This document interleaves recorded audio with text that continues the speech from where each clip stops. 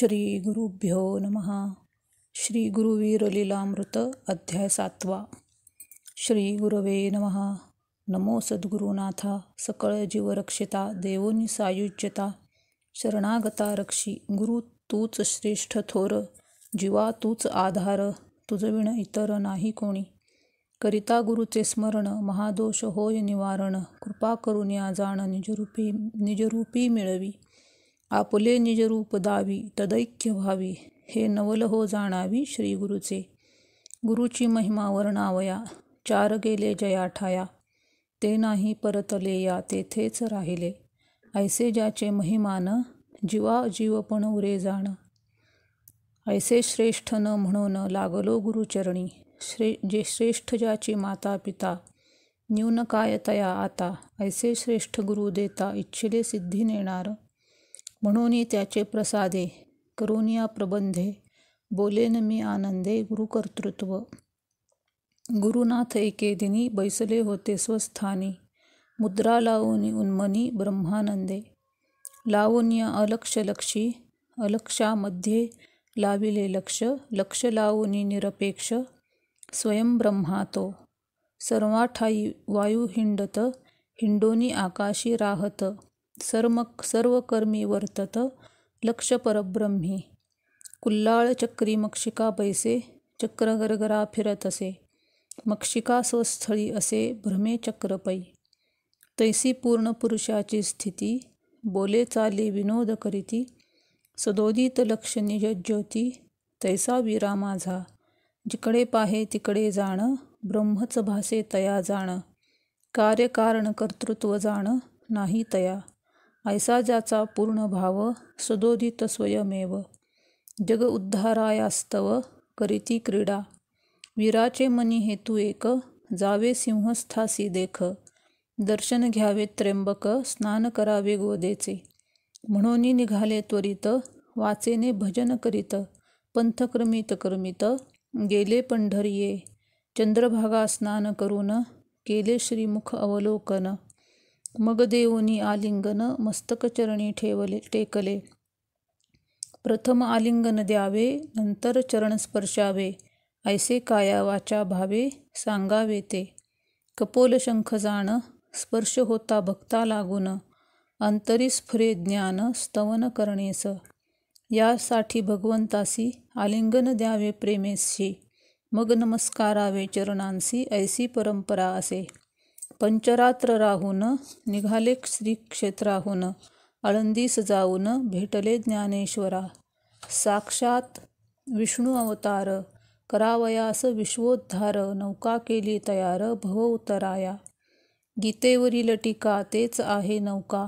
त्यामध्ये बैसोनी आनिका. भवनदी तरावे. पुण्यक्षेत्र अलंकापूर. तेथे नांदे ज्ञानेश्वर. दीनजनांचे माहेर. पवित्र स्थळ ते. तेथे सप्तरात्र राहून. गेले देहूस जाण. तेथे त्रिरात्र क्रमून वीरा निघाले. समागमे 20 मनुष्य. भजन करीत अतिहरुष.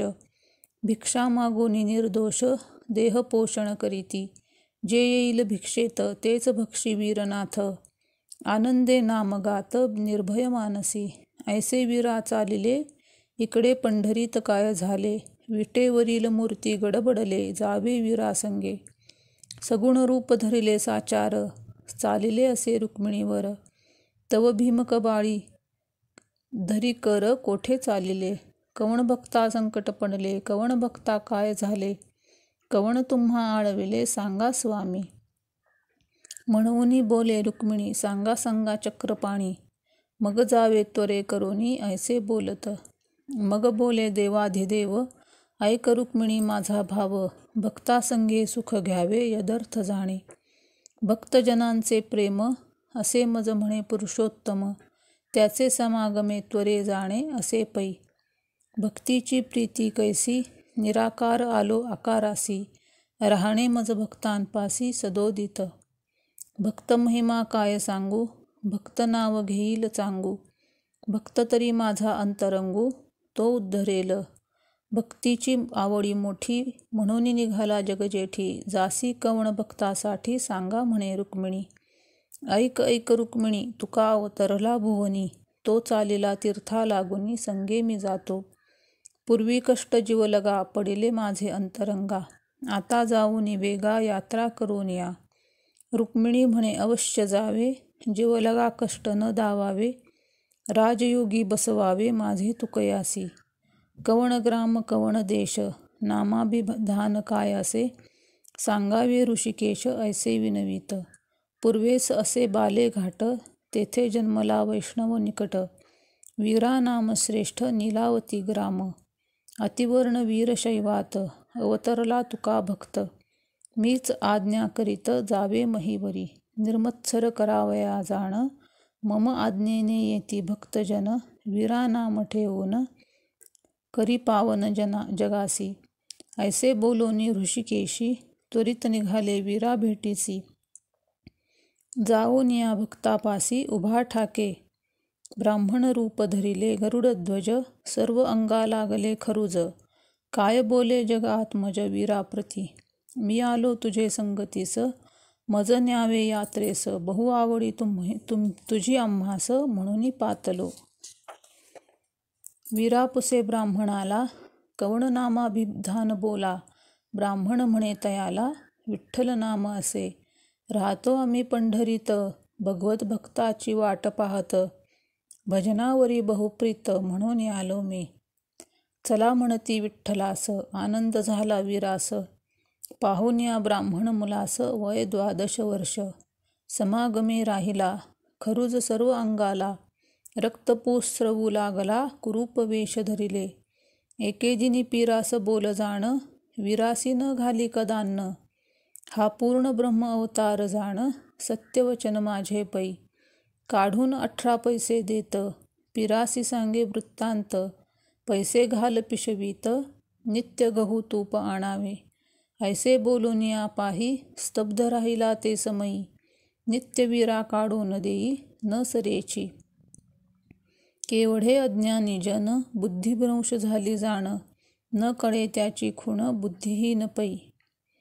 पिशवीतील पैसे न सरे, सदोदित तैसेच भरे, वीरासी बोले रमावर, मी संतुष्ट तुझे भजनी. मला आनंद बहु वाटत, ऐसे भोले भगवंत, वीरासी आलिंगोन त्वरित, जवळ निजतसे. ऐसे पंथक्रमित पादचारी, आले त्र्यंबक नगरी, तेथे देखिला त्रिपुरारी गिरिजे सहित.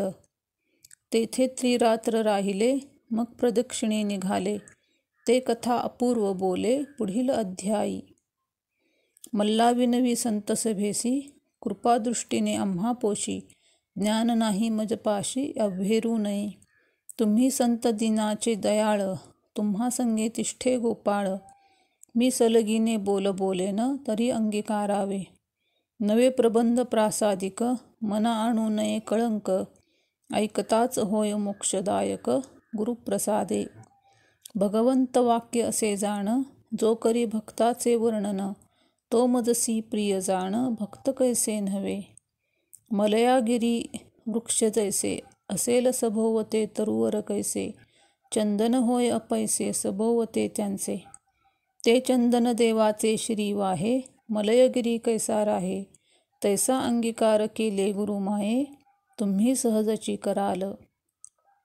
म्हणून विनवी मल्ला, भाविक श्रोते सज्जनाला, कथा सांगतो भक्तलीला ऐकावे. पुढील अध्यायी अगोचर, भगवान अदृश्य होईल साचार, कथा असे अतिसार, विनवी मल्ला. इति श्री गुरुवीर लीलामृत, ऐकताच होय पवित्र, मोक्षकाम होय तृप्त. सप्तमोऽध्याय गूढहा. अध्याय 7 समाप्त. सच्चिदानंद समर्थ सद्गुरु श्री वीरनाथ मल्लनाथ महाराज की जय. सच्चिदानंद समर्थ सद्गुरु श्री दासवीरनाथ महाराज की जय. सच्चिदानंद समर्थ सद्गुरु श्री ज्ञानेश्वर महाराज की जय. सच्चिदानंद समर्थ सद्गुरु श्री गुरु बाबा महाराज की जय. पुंडलिक वरदा हरी विठ्ठल श्री ज्ञानदेव तुकाराम पंढरीनाथ भगवान की जय. राम कृष्ण हरी, राम कृष्ण हरी, राम कृष्ण हरी.